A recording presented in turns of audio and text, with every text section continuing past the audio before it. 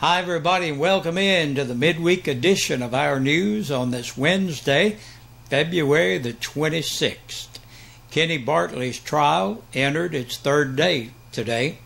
The WLAF audience favors year-round daylight savings time. And we have the Campbell County latest arrest report for you. All of this coming up and more on your news at 5:30. Day 3 of Kenneth S. Bartley's retrial, and the state called its last witness before resting its case against the now 22-year-old. He was 14 at the time of the shooting. Bartley is on trial for first-degree homicide and attempted murder after he brought a gun to Campbell County High School on November the 8th, 2005, and fired it inside Assistant Principal Jim Pierce's office. Assistant Principal Ken Bruce was killed, Principal Gary Seal and Pierce were wounded. Monday was the start of the retrial, with jurors hearing opening statements from both sides, as well as testimony from several witnesses, including school resource officer Susan Phillips and a classmate of Bartley's. Day 2 testimony saw surviving victims take the witness stand. This morning, the state called to the stand the chief medical examiner, who testified she was present for Ken Bruce's autopsy.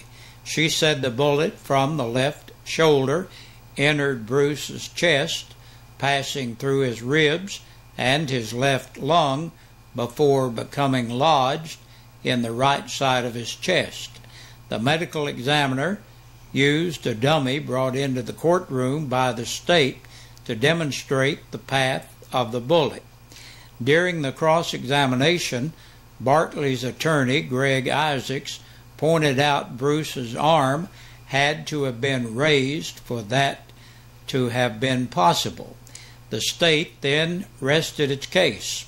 After a brief court recess, Isaacs made a motion Bartley should be acquitted on first degree and felony murder charges on the grounds that Pierce's testimony was not credible because he could not remember his previous statements he had given in an interview shortly after the shooting to TBI agent Steve Vincent.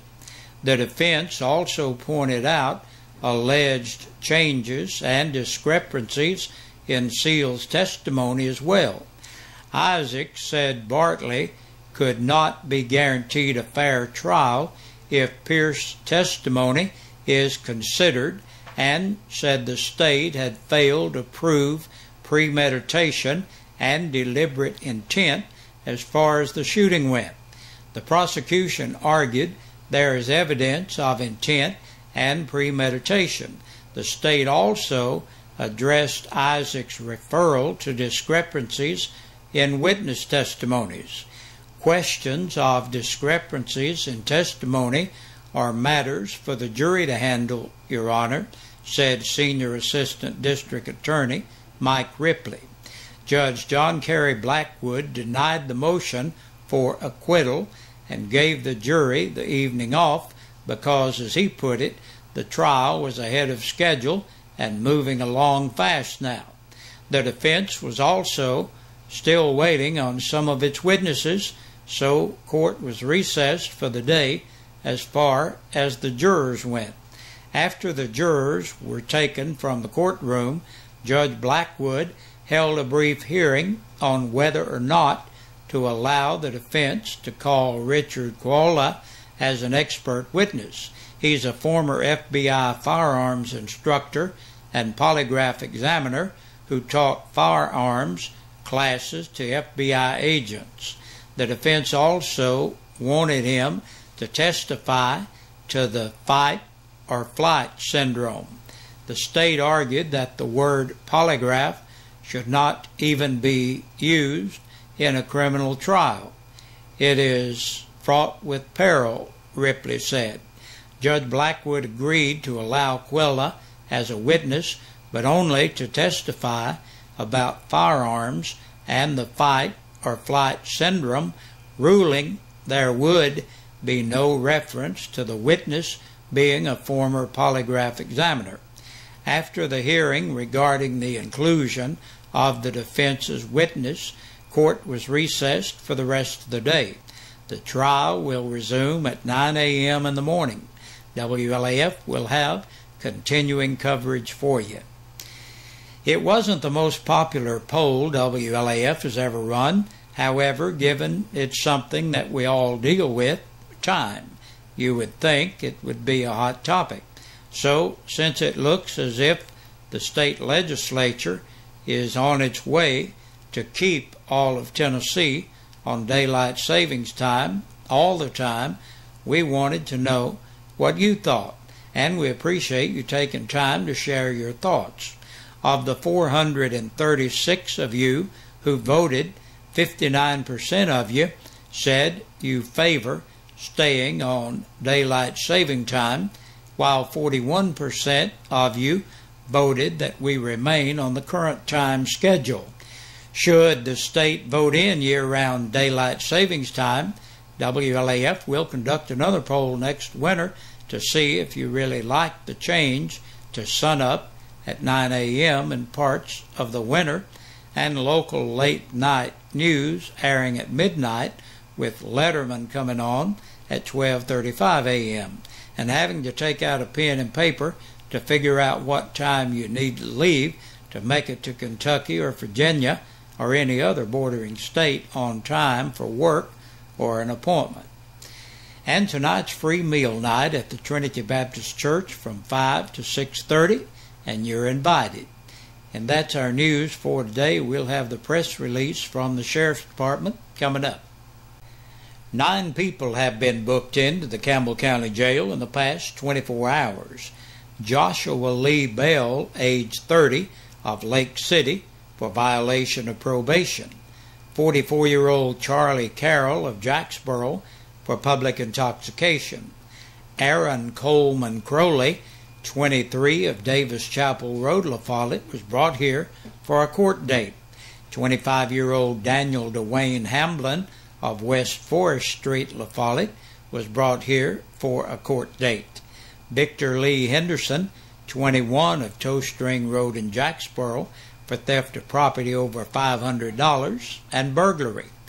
41-year-old David A. Jones of Big 4 Road, La Follette, on 2 counts of capias and 2 counts of child support.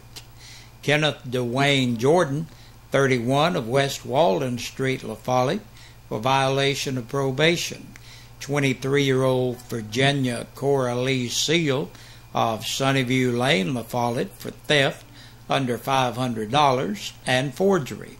And last today, Roger Minton Shetterly Jr., age 34, of Elkins Road in Jacksboro, on a hold for another agency. And that's a look at our news today and the press release from the Sheriff's Department. Stay tuned because we got a lot more coming your way. And be sure to join us tomorrow evening about this same time right here. Hey, Big Josh once again on this Wednesday looking at our birthdays and anniversaries. Our Birthday and Anniversary Club is brought to you by your friends here at WLAF and Eastside Pizza and Deli. They're located in the Food Lion Center, and you need to stop by and check out that fabulous pizza. And they got other great foods too. So stop by, check them out, tell them you heard about them right here at WLAF. A lot of birthdays today. Joseph Jones turns 17. Happy birthday, Joseph. Andrea Kitts is 9 years old. Happy birthday. It's Andrea Kitts, 9 years old. Happy birthday, Andrea. And Judy Goen celebrates today. Happy birthday, Judy. And Judy Gully has a birthday today. Happy birthday, Judy and Judy.